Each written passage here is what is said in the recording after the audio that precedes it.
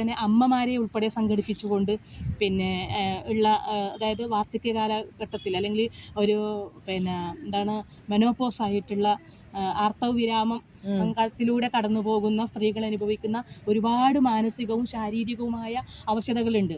അപ്പോൾ അവർക്കൊക്കെ എന്തോ മാനസിക വിഭ്രാന്തിയാണ് അല്ലെങ്കിൽ മാനസിക പ്രശ്നമാണ് എന്ന് പറഞ്ഞിട്ട് വീട്ടിൽ നിന്നും ഒറ്റപ്പെടുത്തുന്ന കുറേ അനുഭവങ്ങളൊക്കെ തന്നെ നമ്മുടെ ഉണ്ടാവാറുണ്ട്. അങ്ങനെയാണല്ലോ പല പ്രശ്നങ്ങളും ഒരു കുടുംബത്തിനകത്ത് ഉണ്ടാവല്.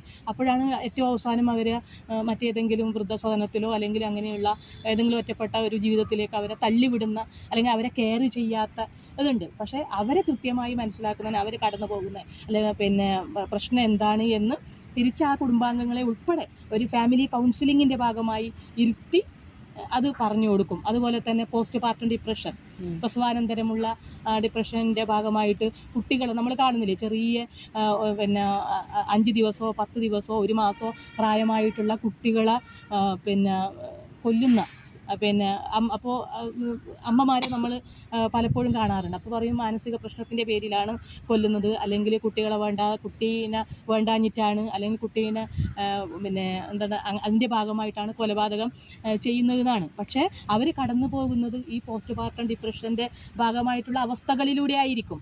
അവരെ ആ ഒരു പിന്നെ കുട്ടിയും അമ്മയും ആയിട്ടുണ്ടാകുന്ന പ്രശ്നങ്ങൾ ഇപ്പോൾ പ്രധാനമായിട്ടും ഞാൻ നേരത്തെ സൂചിപ്പിച്ചതുപോലെ ഒറ്റപ്പെട്ട ജീവിതമാണല്ലോ. എല്ലാവരും അണുകുടുംബം ആയതുകൊണ്ട് തന്നെ പണ്ട് കുഞ്ഞിനെ നോക്കാൻ വീട്ടിൽ ഒരു പിന്നെ അമ്മ പ്രസവിച്ച് കിടന്നാൽ ആ കുട്ടീനെ നോക്കാൻ മുത്തശ്ശനും മുത്തശ്ശിയും ബാക്കി അനിയനും ഏട്ടനും അങ്ങനെ ഒരുപാട് ആൾക്കാർ നമ്മുടെ വീട്ടിലുണ്ടായിരുന്നു. ഇന്നില്ല.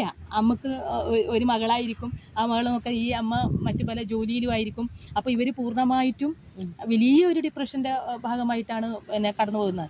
അപ്പോൾ അങ്ങനെയുള്ള ആ കാര്യങ്ങളൊക്കെ തന്നെ ആ കുടുംബാംഗങ്ങളെ അല്ലെങ്കിൽ തൻ്റെ പിന്നെ കൂട്ടുകാരനെ അല്ലെങ്കിൽ പിന്നെ പാർട്ട്ണറെ ഉൾപ്പെടെ മനസ്സിലാക്കിപ്പിച്ച് അവരാണ് അല്ലേ, അവർക്കും കൂടി ഇതിൻ്റെ പൂർണ്ണമായ ഉത്തരവാദിത്വം ഉണ്ട് എന്നുള്ള ബോധ്യത്തിലേക്ക് കൗൺസിലിങ്ങിലൂടെ അവരെത്തിച്ച് ആ പ്രശ്നം നമുക്ക് സോൾവ് ചെയ്യാൻ വേണ്ടി പറ്റുന്നുണ്ട്.